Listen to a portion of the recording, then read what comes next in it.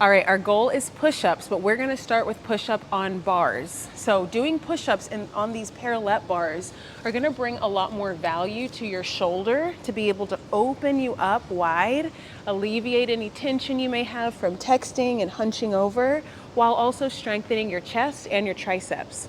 So we wanna get you to being able to do things like dips and regular push-ups, but this is gonna be a really great way to train your body to be able to do the best that you can do.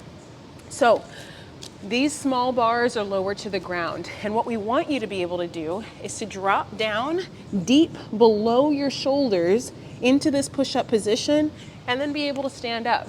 But what typically happens is we stay up here, and that can be good for the beginning, but it doesn't allow our bodies and our shoulders to have full range of motion. So if you have any types of shoulder injuries, anything that's limiting, just again, tightness, weakness, this is going to be the progression you want to be able to get to. Now, let's revert it back. Let's find ways to build up to this. So if you can't just bust push-ups on the bar straight out the gate, what you want to do is do your best, as many as you can, prioritizing depth. If you find your push-ups are still above your elbows, then we want to drop you down onto your knees and practice getting your shoulders deep. If you can do this on your knees for up to 5 reps, this is where I want you to begin to try to go lower without the knees on the ground. Now, if you do, maybe you can do 2 or 3, but you're assigned 5 push-ups. When you do push-ups and then you get tired and you get stuck, this is where you drop your knees, push yourself up, and finish your rep scheme out on your knees. Now, let's say you don't have low bars, or still this is really hard. We want to elevate you, bring you away from the ground to give your arms and your core time to develop. So these parallel bars aren't very common to find as well, but if you want to purchase them or find them, you end up being able to do a lot of other exercises with them. So what you want to do is position these bars so that we can do push-ups on them.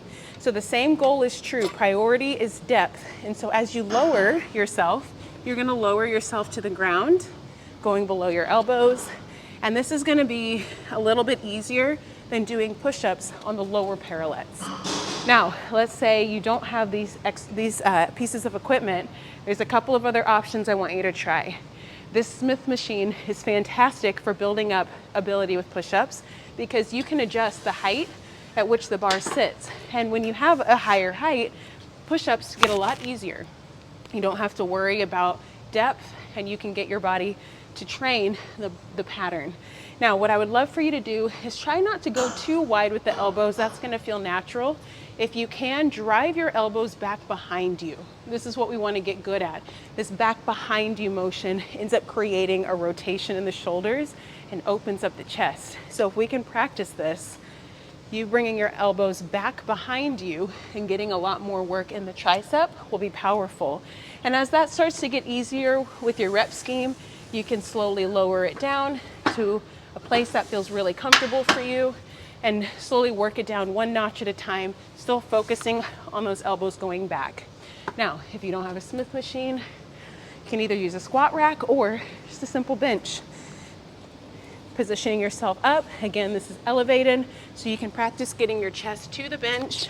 Elbows are still going back, not wide, and allowing your muscles to develop while opening up the chest and strengthening the shoulder.